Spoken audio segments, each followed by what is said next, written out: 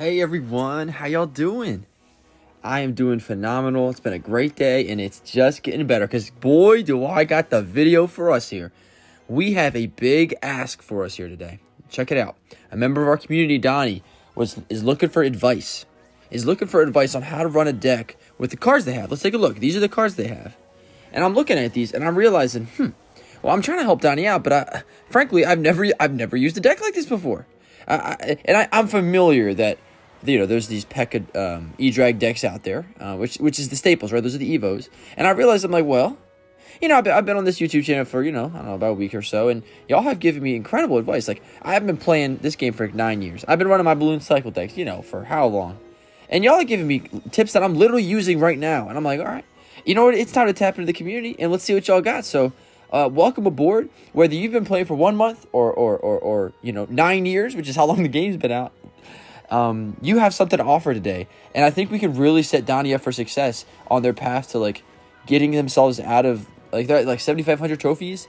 And, trophies are whatever, but I want them to be proud of what they're doing. I want them to feel excited and feel like they have knowledge on, when they make a mistake, here's why that happened, here's what I can do, So, today, here's what's going to happen. I have 5 clips of different decks. Oh, my goodness, no! I know, I don't know how to use these decks. Oh, jeez, okay. But, okay, I did run Lava Loon for quite some time before my cycle deck. So I do know how to run Beatdown, which is with type assist. Speaking of Beatdown, I'm going to talk about how to make a deck in the first place. Because and you could look up a deck. You could just go on YouTube or go on the internet and find a deck, and they'll give you one. But understanding why those cards are in there is more important than just having the deck, right? So I want to talk about what is a Beatdown deck. What are the specific types of decks that are out there, so you can understand why this one is special.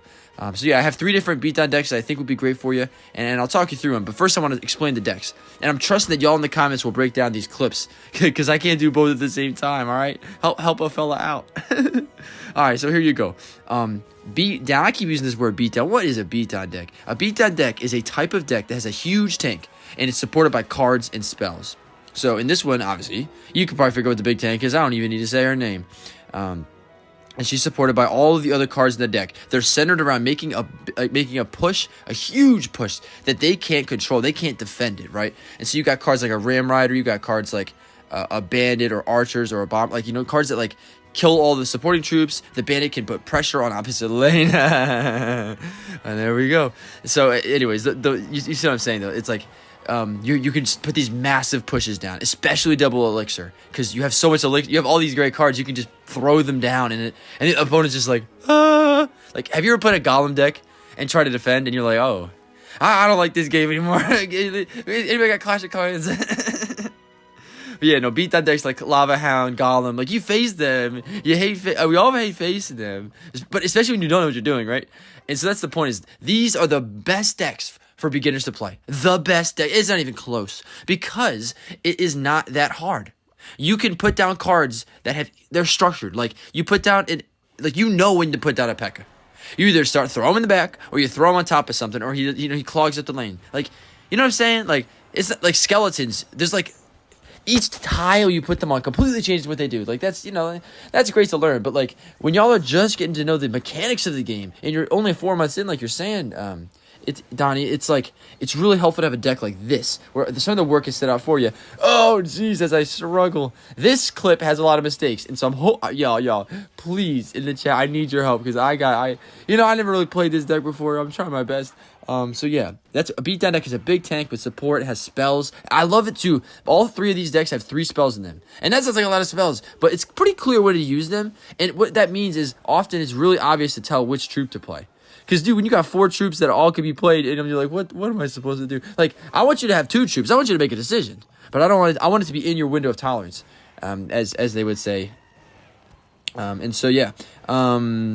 I guess the downside, as you're considering this deck, is that it can be frustrating when you can't break through a defense. You're gonna be facing people that their deck is not balanced for all matchups, and they're gonna have 2 buildings, so they're gonna have an Inferno Tower and an Inferno Dragon, or something. You know what I'm saying? So you might have to be this is sometimes it's hard to break through impossible matchups with this deck, just because the cards are so structured. You can't. They're not that flexible, right? They're so powerful that they're so good at what they do that all they do is what they do.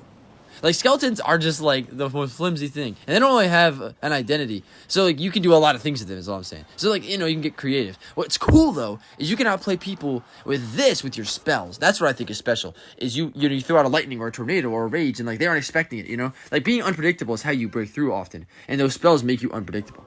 But, yeah, sometimes it's hard to break through, like, cycle decks, like, that have really fast cycles that can outcycle your defenses and that have really good defense themselves. So yeah, actually, this is kind of a good example of one of those things. Like Inferno Tower, I was like, jeez. Yeah, how about I just go home? I'm not interested in this. Yeah, I'm good. Yeah, where's the Clash? All right, yeah, but you get what I'm saying. So yeah, that's kind of what a Beatdown Deck's about. I guess, like, also, like, culturally, socially, they're criticized for being, like, low skill, and I hate that so much. I just hate that so much. I think people say that because they're frustrated when they lose. Like, you lose to Beatdown, you're like, people like to feel good about themselves, and you feel bad when you lose, and so you're like, oh, well, it's not me, it's the other person because they're not skilled enough, or something. Like, in reality, like, yes, they require less time to learn. But, like, dude, Dominic is the best lava loon player in the world. He finishes first, like, at least one, like, every so often. It's like, golly.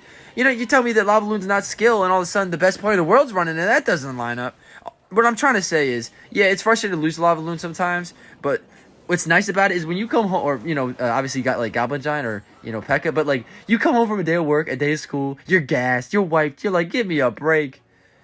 How nice to just play a deck. You could just throw it down, beat up on some 8-year-olds. No, I'm just joking. But yeah, it's nice to just be able to play cards that you're familiar with, and it goes well, And you're going to pick up skill, too, especially with this tornado. Oh, I adore the tornado. And I'll talk about that once I'm done. But, so yeah, speaking of that, we talked about archetype. Now I'm going to talk about, like, how you actually make a deck. Because this is why you're here, all right? I wanted to tell you what, like, the point of the deck is before I tell you, so you can actually understand it. So, obviously, all of these decks have, at least 2 cards in common. I think they'll have the Bandit, too. And I think you can figure out why. The Bandit is really good with this deck. But with Beatdown, here are the soft rules. Because, obviously, this, like, there's 120 cards. You can, like, I did the math. This is crazy. There are 215 billion different decks you can make. That is obscene. So, I'm only saying that because there's no set rules on what your deck needs to look like. You can make your deck look like whatever you want it to be. But here are some guidelines that'll set you up for success. So you're going to have one big tank. And that is easy for us because you have the evolved, the evolved Pekka. I mean, what you got her. She's yours. And then you're going to have a win condition or 2. 2, often in Beatdown is not common. I have 2 in my Balloon Cycle deck where it's like the minor and the Balloon.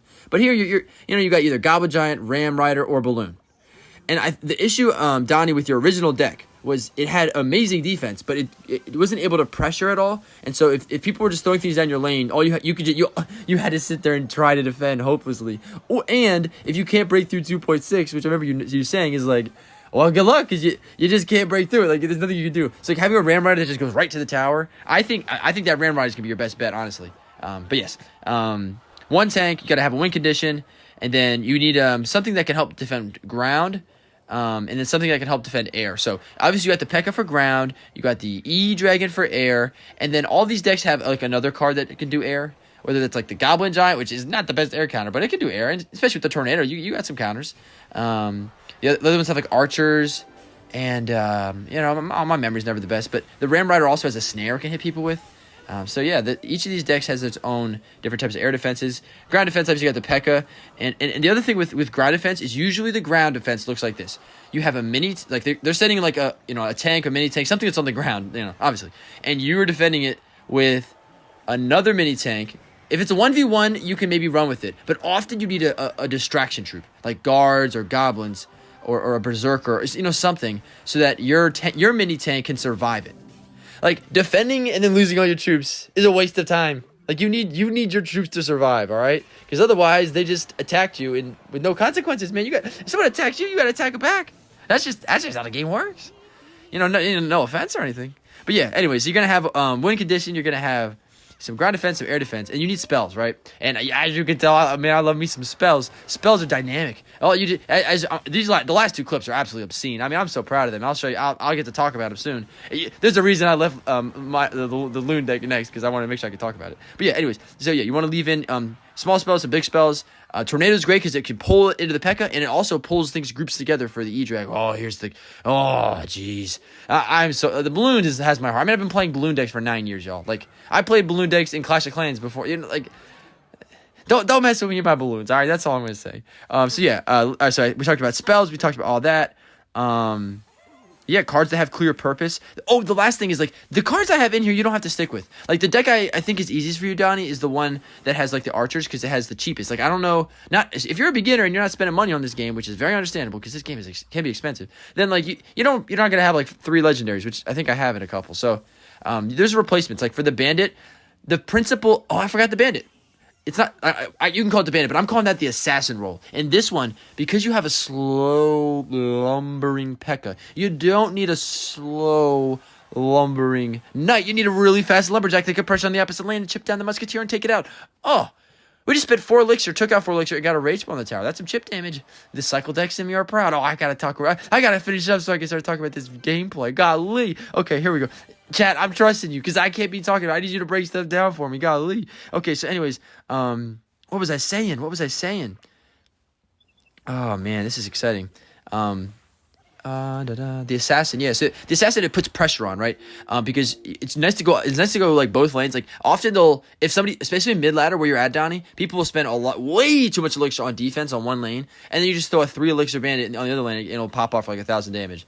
Especially with your spells, it uses the exact same spells as the Pekka, right? The zap, the rage. I think if you're gonna get one card that you don't currently have leveled up, it is the bandit or the tornado, because the tornado works very well for both your evolutions, and the bandit works very well for them too, especially with the Pekka. So yeah, that's the assassin role. You can put like a dark prince in there. You can put a ghost. Any mini tank that's fast. Any mini tanks are fast. I don't think those two are the best, only because they do area damage. You don't need area damage because your spells are area damage. All right, I'm going to have to wrap this up so I can talk over the last one. Yo, this last clip goes crazy. I mean, I can't wait to show you. Oh, God. Oh, it's so good. All right, let's see. Anything else? Master 1 cards. Oh, yes, the tornado, y'all. All right, so, obviously you want to build skill as you go. I'm not giving you... Well, first of all, this deck does require skill. But if you want to, like, grow your abilities, the tornado is a great card to do it with. Because there's, like, 600 million videos on it online. And, like, it also has, like, interactions that are very unique. And so you can surprise opponents very easily with it and do some plays that are bonkers. I have a couple videos up on my channel already where I do it. Because I use the tornado in my deck. It's like, my favorite card, actually. Which is... honestly, why I've been doing pretty good, I think, is because, like, there's enough cards I'm familiar with, and I know how to run beatdown decks. Like, I don't know these decks, but when you know how to run a beatdown deck, you can kind of play with the other one. Oh, not the crying face. Oh, I'm sorry, bud. I'm not sorry, but you know what I'm saying. I mean, they barely even did anything to me. And, like, to be clear, this is not a defensive deck. Like, this is explicitly an offensive deck. Oh, jeez, man, I'm just cooking them. Alrighty. Anything else I want to say here? Yeah, get the tornado and bandit are probably the must-haves, but you can replace the bandit. And here we go. This is the deck I think. Oh, look at that king activation. The cycle deck. Oh, man, be proud. Okay, I'm just gonna... enough about all that. Let's lock in on this gameplay. All right, so I put the bandit... So, I'm actually gonna... I put the bandit down. Oh, man, I've been talking about, Pekka is risky. If you put the Pekka in the back early in single elixir, this deck does great in double elixir because it's expensive. But in single elixir, you got to be really cautious. Because you put 7 elixir, you don't have anything else. Like, everything else costs a lot of money, so... well, anyways, what I did, though, is... Expo is not good when both people have taken a tower. Because then you just stick a Pekka right on top of it, right? So I'm like, you know what? I missed it. I made a mistake. But beatdown, you can recover from mistakes. You can make comebacks. Take a look. I got my Pekka to the tower. I got the bandit to the right tower. That pressure I was talking about, right? So now we just got to take a little bit of that left tower off. And we're running beatdown. That's not a problem at all. We got an even Pekka coming up, too. So yeah, right now my goal is to just take that left tower. Because then the Expo won't be able to put their Expos down anymore. That's what's cool about this. With beatdown, you can make comebacks, right? Because your offense is so good. But you're going to make mistakes. I mean, come on. Now you're learning. It's okay to learn. But, like, as you're learning, it's nice to be able to make a comeback. Oh, that beautiful play right there. So what I did there is I baited out the fireball by putting the archers down. Because I knew the deck already, because this deck is very popular, the Expo one. And I want to get my Edrag down, because I know my Edrag will get value. All right, we're just going to put our Pekka down. Oh, man. Another mistake, y'all. Well, don't worry. You're going to make mistakes, too. So here's how you recover from it. Nicely, the Edrag, zap it down. Resets it. Now... oh, man, that's what's cool about that is did that Expo do any damage to our Pekka? Not really. So, oh, man, look at skeletons did nothing. Look, you see that zap? Have your spells ready. I'm telling you, if you can do anything, it's hover those spells, right? Hover those spells. Have them ready. Because the second The difference between getting to tower nap is often the timing of the spell. So have the tornado ready and hold it there and let go at the right time. And if nothing happens, nothing happens, you know. But be ready. Don't be just sitting on your hands. Do something. Do something. Make it happen. All right. So we're down to one tower. Oh, defensive expo. All right. That's a good play. Because, you know, they're not going in. They're stressed, actually, I bet. Because they're like, how are we going to get damage? Fireball cycle. That's typically how it goes. I see that expo is put in a bad placement. And so I knew they would try to defend it. I knew it. So I want to put those archers to zap quickly, right? And what you want to do is you want to be unpredictable. Because if you're predictable, then people will just prepare for you. They'll anticipate you. But if you're unpredictable like that, then it'll annoy them. Like, literally, be annoying. Like, I had, you know, like, be a younger, like, oh, man, not a younger sibling. I'm a younger sibling myself. Oh, but yeah, be annoying. Throw them off. I put the Pekka in the back because they put expo, so they can't pressure, right? I'm like, okay, they're going to let me set up a push. I don't mind. This is it, right? Wait, do you put the lightning down or not? Or do you wait? You got to wait because you got to get all the value you can. Bang, bang, bang. You know what we say? You know what this is looking like? GG, well played. That's the comeback you came for, all right? All right, keep learning. Keep supporting each other. We're going to do well. I hope you all have a great rest of your day and come back for more, okay? All right, take care now.